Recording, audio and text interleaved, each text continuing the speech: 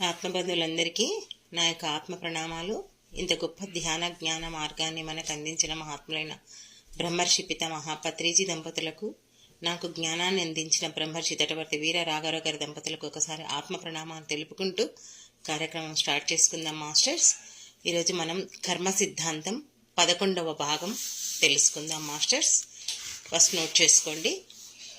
మనం చేసే కర్మలు కాయిక, వాచిక, మానసిక కర్మలుగా విభజించబడ్డాయి. కాయిక అంటే నోటితో చేసే కర్మలు, మానసిక అంటే మనసుతో చేసే కర్మలు, వాచిక అంటే వాక్కుతో చేసే కర్మలు, అంటే మాటల ద్వారా చేసే కర్మలు. అంటే మానవుడు ఈ శరీరంతో చేసే కర్మలు ఇవన్నీ. అంటే మన మాటల ద్వారానే మనం, అంటే ఈ నోరుతోనే కదా మాట్లాడేది. అందుకే ఈ శరీరం ఉన్నందుకే మనం మాట్లాడగలుగుతాం. మాట్లాడేటప్పుడు ఆ కర్మలు 3 రకాలుగా చేస్తాం. ఒకటి నోటితో, ఒకటి మనసుతో అంటే మన ఆలోచనలతో, ఒకటి మన మాటల ద్వారా.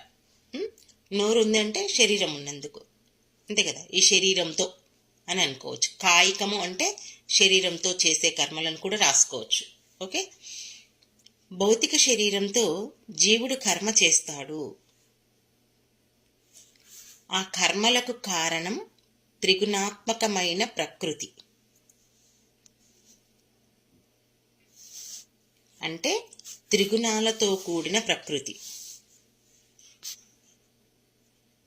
అంటే ఆ 3 గుణాలే: సత్వగుణం, తమోగుణం, రజోగుణం. నిజానికి జీవుడు అంటే ఆత్మ కళ్ళకు కనిపించే స్థూల శరీరం కాదు, కనిపించని సూక్ష్మ కారణ శరీరాదులు కూడా కాదు.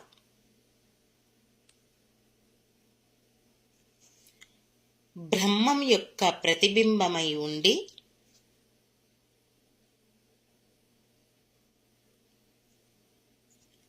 అంటే ఈ బ్రహ్మం యొక్క ప్రతిబింబం ఎక్కడుంటాడు అంటే సూక్ష్మ శరీరంలో, బ్రాకెట్లో రాసుకోండి, సూక్ష్మ శరీరంలో. తాను స్థూల శరీరం అని భ్రమపడేవాడు జీవుడు.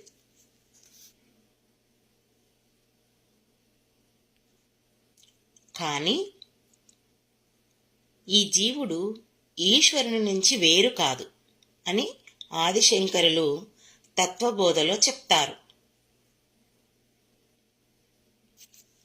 అంటే మన శరీరం అంటే మనం చేసే కర్మల్ని 3 భాగాలుగా విభజించారు. శరీరము, మనస్సు, వాక్కు, ఈ 3టితో. మరి ఇవన్నిటికీ కారణం ఏంటి అంటే త్రిగుణాత్మకమైన ప్రకృతి. అంటే ఈ 3 గుణాలతో ఈ ప్రకృతి కూడబడి ఉంది. వాటినే సత్వగుణము, తమోగుణము, రజోగుణము. అయితే నిజంగా గమనిస్తే మన శరీరము అంటే మనం ఈ శరీరంతో ఉన్నాము అనుకుంటున్నాం. ఈ స్థూల శరీరం, కనిపించే స్థూల శరీరమే మనం అనుకుంటున్నాం. ఇక్కడ స్థూలము కాదు, సూక్ష్మము కాదు, కారణము కాదు. మన శరీరంలో ఉండే 7 రకాలని చెప్పాను కదా, 7 శరీరాలు ఉంటాయని చెప్పిన కదా, ఏది కాదు. సూక్ష్మ రూపంలో తాను స్థూల రూపమని బ్రహ్మం యొక్క ప్రతిబింబమై ఉండి, అంటే ఈ బ్రహ్మమంతా ఏదైతే వ్యాపించి ఉన్నాడో అది మన సూక్ష్మ శరీరంలో ఉంది. కానీ మనం ఇదన్నీ తెలియక ఏం చేస్తాము, ఈ కనిపించే శరీరం అనే మనం భ్రమపడి దీనికోసమే మనం ప్రాకులాడుతుంటాం. కానీ ఇక్కడ మనము వేరు కాదు, ఆ భగవంతుడు, ఆ బ్రహ్మదేవుడు, ఆ ఈశ్వరుడు వేరు కాదు. అతను ఒకటే. ఓకే అని ఎవరు చెప్తున్నారు? ఆదిశంకరాచార్యుల వారు తత్వబోధలో మనకు ఈ వివరణ ఇచ్చాడు. నెక్స్ట్, ఈ ప్రపంచం పంచభూతాత్మకం. అంటే పంచభూతాలైన ఆకాశము, వాయువు, అగ్ని, నీరు, పృథ్వీ పంచీకరణం అనే ప్రక్రియ ద్వారా ఏర్పడింది. అంటే ఈ ప్రపంచం పంచభూతాలతో ఏర్పడింది అని ఇక్కడ చెప్పడం జరిగింది. నెక్స్ట్ 3 గుణాలు ఏంటివి అనేది మనం ఇప్పుడు తెలుసుకుందాం. మొట్టమొదటిది సత్వగుణం. 3 గుణాలలో మొట్టమొదటిది సత్వగుణం. దీంట్లో శుద్ధత్వం మరియు జ్ఞానం దీని యొక్క లక్షణాలు. అంటే సాత్విక గుణంలో ఉన్న వాళ్ళు ఎలా ఉంటారు అంటే శుద్ధత్వంతో కూడి ఉంటారు, జ్ఞానవంతులై ఉంటారు. ఉదాహరణ ఏంటి అంటే రాసుకోండి. సాత్వికమైన వ్యక్తి ఉంటే ఎవరిని బాధించడు. అంతేకాకుండా ఇతరులు తనకు అపకారము చేసినా కోపగించుకోకుండా, ప్రతీకారానికి వెళ్లకుండా, ఏ విధమైన భావావేశానికి లోను కాకుండా నిశ్చలంగా కరుణాపూరితుడై ఉంటాడు. తన స్వార్థం చూడకుండా అందరికీ మేలు చేస్తాడు. మరి మానవుడు త్రిగుణాత్మకుడు. మొట్టమొదటిది సత్వగుణం. ఈ సత్వగుణంలో ఎవరైనా సరే శుద్ధత్వంతో ఉంటారు, జ్ఞానాన్ని పొందిన ఉంటారు. ఎలా దీనికి ఎగ్జాంపుల్ అంటే సాత్వికమైన వ్యక్తి, సత్వగుణంలో ఉన్న వ్యక్తి ఎవరిని బాధించడు. ఎవరైనా తనని ఏమైనా కోపగించుకున్నా, ఏమైనా విమర్శించినా, అవమానించినా తను వాటిని పట్టించుకోడు, ప్రతీకారానికి వెళ్లకుండా ఉంటాడు. అతనికి ఎటువంటి ఆవేశము అనేది ఉండదు, దానికి లోను కాకుండా నిశ్చలంగా ఉంటాడు, చూస్తుంటాడు, సాక్షిభూత తత్వంతో ఉండడానికి ప్రయత్నం చేస్తుంటాడు. మరి ఇంకా తన స్వార్థాన్ని, తనకు ఉపయోగపడే పనులను కూడా వదులుకొని ఏం చేస్తాడు, ఇతరులకు సహాయం, అందరి మేలు కోరడానికి చూస్తుంటాడు. అందరి మేలు కోసం ఎటువంటి త్యాగసిద్ధికైనా అతను తోడ్పడతాడు. సత్వగుణంలో ఉన్నటువంటి వ్యక్తి, జీవుడు. ఓకే, నెక్స్ట్ రజోగుణం. ఇది కోరిక.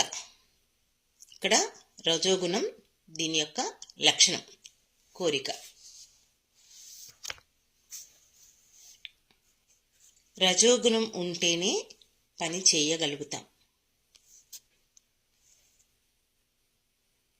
అంటే మనం హెడ్డింగ్ పెట్టుకున్నాం కోరిక. రజోగుణం అంటే ఏంటి అంటే కోరిక. ఇక్కడ కోరిక ఉంటేనే కదా మనం ఏదైనా ముందుకెళ్ళగలుగుతాం జీవితంలో. దానికి అందుకే రాసుకోండి, మనసులో సంకల్పాలు కలిగించేది ఈ గుణమే. ఈ రజోగుణం కలవాడు కూడా ఎవరి జోలికి వెళ్ళడు, కానీ తన జోలికి ఎవరైనా వస్తే ఊరుకోడు.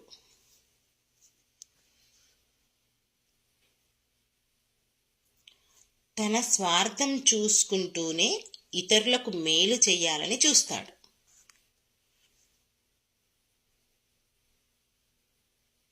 ఇక్కడ మనకు రజోగుణం అంటే ఏం తెలుసు?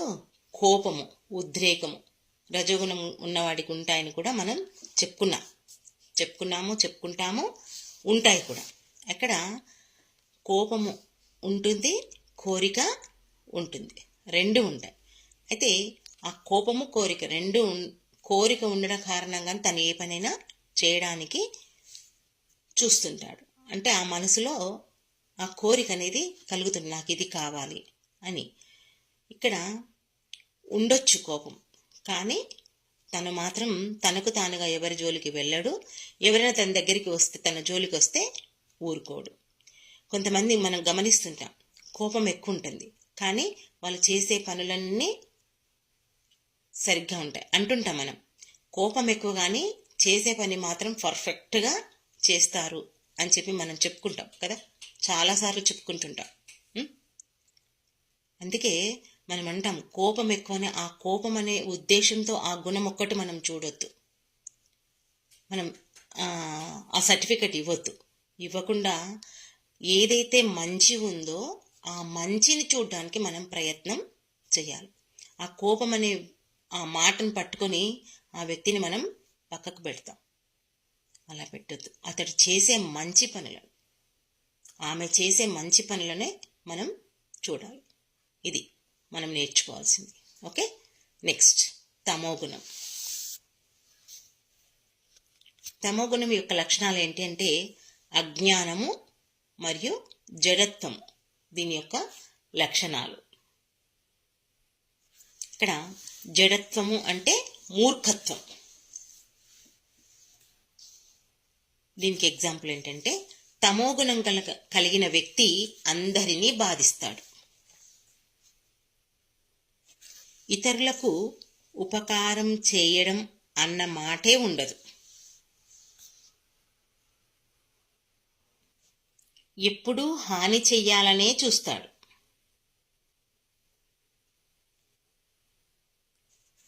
తన స్వార్థం గురించి ఆలోచిస్తూనే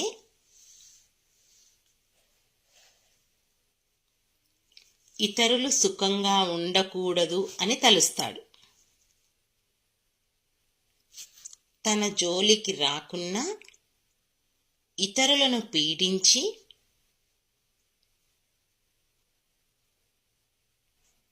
అందులో ఆనందం పొందుతాడు.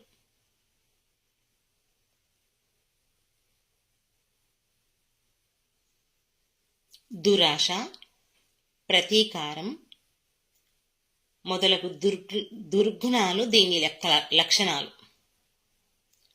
దురాశ, ప్రతీకారం మొదలగు దుర్గుణాలు దీని లక్షణాలు. మరి ఈ తమోగుణం కలిగిన వ్యక్తులు ఏమంటారు? మొట్టమొదటి జన్మలో ఉన్న వాళ్ళే ఈ తమోగుణ లక్షణాలు ఉన్నవాళ్ళు.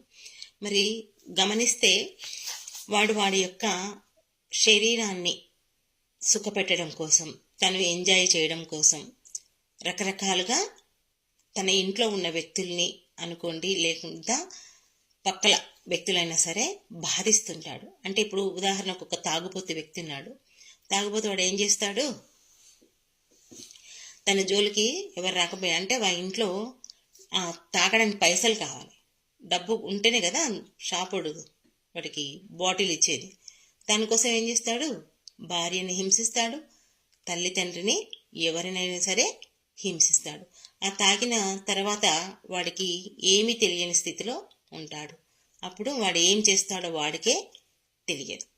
అంటే ఇక్కడ తన స్వార్థమే చూసుకుంటాడు. మరి ఇతరుల గురించి ఎంత చెప్పినా వాడు పట్టించుకోడు, ఆలోచించడు. అదే కదా మనం చెప్పుకుంది. ఎందుకంటే ఆ తాగినప్పుడు వానికి ఏం తెలియదు. ఆ పేకాట అనుకోండి, జూదం అనుకోండి, తాగుడు అనుకోండి, ఇలాంటి వాళ్ళు ఎక్కువగా ఈ గుణంలోనే ఉంటారు. సోమరితనంగా, బద్ధకంగా వాడు అసలు సంపాదించడు. సంపాదించిన పైసల్ని కూడా వెనకేసుకోవడానికి అవకాశం ఇవ్వడు. మరి ఇలాంటి వాళ్ళందరినీ మనం మన జీవితంలో, నిత్య జీవితంలో ఎంతో మందిని చూస్తూనే ఉంటాం. ఈ కులము ఆ కులమని కాదు, ఏ కులమైనా ఎక్కడైనా ఇలాంటి వాళ్ళు మనకు తటస్థపడుతూనే ఉంటారు. ఓకే, నెక్స్ట్ పంచభూతాల సత్వగుణ అంశం నుంచి అంతఃకరణాలు, పంచ జ్ఞానేంద్రియాలు ఉద్భవించాయి. మొట్టమొదట పంచభూతాలు ఉద్భవించాయి.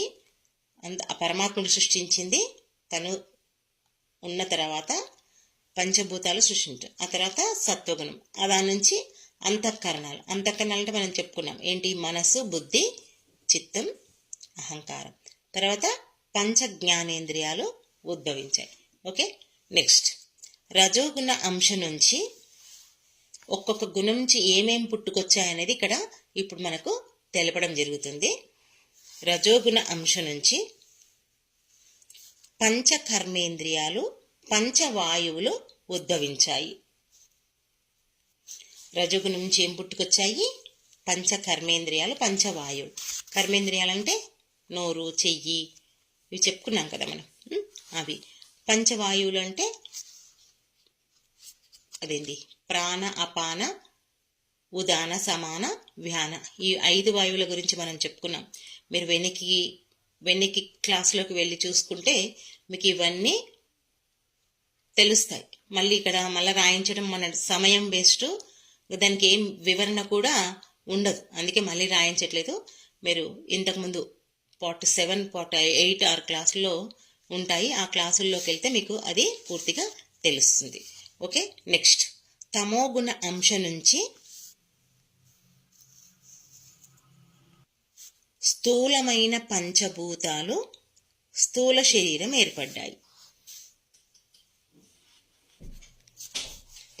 స్థూలమైన పంచభూతాలు స్థూల శరీరం ఈ తమోగుణం నుంచి ఏర్పడినాయి. ఓకే, నెక్స్ట్ ఇవన్నీ పంచీకరణం అనే ప్రక్రియలో ఏర్పడ్డాయి.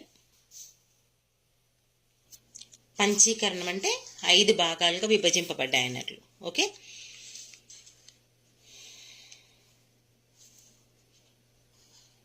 పంచభూతాల్లో ప్రతి భూతములోనూ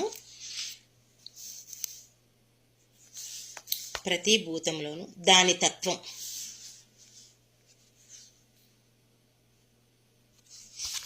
వన్ బై టూ వంతు తక్కిన 4 భూతాల తత్వాలు ఒక్కొక్కటి 1/8 వంతుగా ఉంటాయి. భూమి 1/2, దాంట్లో మిగతావి 4 తత్వాలు ఉంటాయి కదా, నీరు, అగ్ని, వాయువు, ఆకాశం, ఇవి 1/8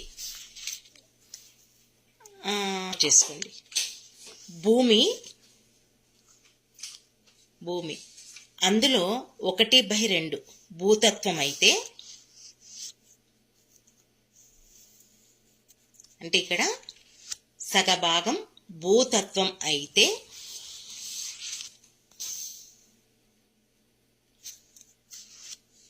1/8 జలము, ఈ 4 1/8 జలము, అగ్ని, వాయువు, ఆకాశం ఉంటాయి. దీన్నే పంచీకరణము అంటారు. నేను ఎవరో అడిగారు కదా పంచీకరణం, హైదరాబాద్ సార్ల అక్క అడిగింది కదా, పంచీకరణం ఎట్లా ఏంటి అనేది. ఇవన్నీ కొంచెం అర్థం కావడానికి మనం మళ్ళీ చదువుకోవాలి, ఆ ఆడియోస్ కూడా వినాలి, వింటేనే మనకు చక్కగా అర్థమవుతాయి. ఇప్పుడు భూమి ఎట్లా ఏర్పడింది, భగవంతుడు ఎట్లా సృష్టింపబడ్డాడు, ఇవన్నీ క్వశ్చన్స్ కదా మనకు. అవన్నిటికీ ఒక్కొక్క గుణం నుంచి ఇలా ఏర్పడుకుంటూ వచ్చాయి. ఇవన్నీ తెలుసుకోవడానికి అది ఇంకా మరి కరెక్టా తప్ప అంటే, ఎవరైతే తప్ప అని ఆలోచించిన వాళ్ళు ఏం చేయాలి, శ్వాస మీద ధ్యానం చేసి మొదట్లోకి వెళ్ళి చూసుకోవాలి. ఇంకా వాళ్ళకి మనం ఏం చెప్పలేం, తప్ప నిజమా కరెక్టా అని ఆలోచించేవాళ్ళు. రాసుకోండి. విశ్వం ఏర్పడటానికి కారణమైన పంచీకరణమే ఈ శరీరం ఏర్పడటానికి కారణమైంది.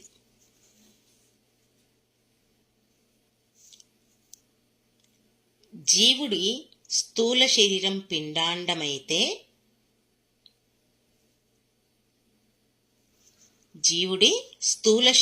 పిండాండమైతే కనిపించే ఈ విశ్వము బ్రహ్మాండం. ఈ పిండాండం దేనితో ఏర్పడిందో ఆ బ్రహ్మాండం కూడా దానితోనే ఏర్పడింది.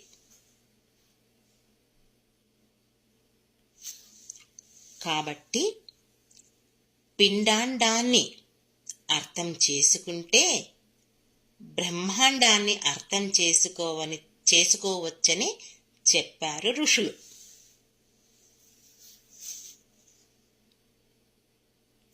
చూడండి, ఈ కనిపించే స్థూల శరీరం ఎంత గొప్పది.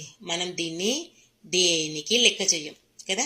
ఇంత బాధ వచ్చిందా, ఇంత కోపం వచ్చిందా, ఇంత ఆవేశం వచ్చిందా, ఇంకా అయిపోయి నేను ఎందుకు పుట్టానో, నన్ను ఎందుకు పుట్టించిండ్రో, నాకెందుకు ఈ కష్టాలు, నాకే ఈ కష్టాలు అని రకరకాలుగా మనం ఈ శరీరాన్ని వ్యంగపరుచుకుంటాము, మనని మనం దూషించుకుంటాము, తిట్టుకుంటాము. మనకెందుకు వచ్చిన ఈ కష్టాలు? ఇంత గొప్ప శరీరాన్ని పట్టుకొని మనం నానా రకాలుగా అనుకుంటాం. కానీ ఈ ప్రపంచం, ఈ విశ్వమంతా దేనికోసం ఏర్పడింది, దేంతో ఏర్పడిందో, అదేదైతే ఏర్పడటానికి కారణమయ్యిందో అవన్నీ ఈ శరీరంలో ఉన్నాయి. చెప్తారు, ఈ విశ్వం పంచభూతాలతో ఉంది, శరీరం పంచభూతాలతో ఉంది, నిక్షిప్తమై ఉన్నాయి ఈ శరీరంలో చెప్పుకుంటాం. కానీ దాని లోతుల్లోకి వెళ్ళి అర్థం చేసుకుంటే ఇంత గొప్ప శరీరం మనకు ఆ సృష్టికర్త మనల్ని సృష్టించి పెట్టాడు. మరి ఈ శరీరాన్ని ఎంతగా గౌరవించాలి? ఏం చేస్తాం? మనకొకటే తెలుసు, ఆ విగ్రహ రూపంలో ఉన్నటువంటి భగవంతుని ఒక్కటే కొలుస్తాం, దాన్నే పట్టుకుంటాం. కానీ నీ లోపలే ఎంతమంది దేవుళ్ళు ఉన్నారు నీ శరీరంలో. అవి కనిపించని ఉన్నవి, కనిపించే దేవుళ్ళు ఉన్నారు. ఒక్కొక్క పార్ట్కు ఒక్కొక్క దేవుడున్నాడు. మరి మనం ఈ శరీరాన్ని ఎంత చక్కగా గౌరవించాలి, చక్కగా చూసుకోవాలి, దేనికోసం వినియోగించుకోవాలి. మరి అతడే మనలో ఉన్నప్పుడు, అదే మనమై ఉన్నప్పుడు మనం దీన్ని ఎంతవరకు చూడాలి అనేది ఇక్కడ మనం చూసుకోవాలి. ఈ విశ్వమంతా తనే ఉన్నాడు, ఈ బ్రహ్మాండం. ఆ బ్రహ్మాండాన్ని నువ్వు తెలుసుకోవాలంటే ఫస్ట్ ఈ పిండాండాన్ని తెలుసుకోవాలి, ఈ పిండం ఏదో తెలుసుకోవాలి. అప్పుడే నీకు ఇంకంతా అర్థమవుతుంది అనేది ఈ కర్మ సిద్ధాంతం ద్వారా మనకు ఎన్నో రకాలుగా చెప్పడం జరిగింది. అర్థమవుతుంది కదా? ఎవరైనా అర్థం కాకుంటే ఇప్పుడు మాట్లాడేటప్పుడు అడగండి. ఓకే మాస్టర్స్, ఈ అవకాశం నాకు ఇచ్చినందుకు మీ అందరికీ నా యొక్క కృతజ్ఞతలు. Thank you.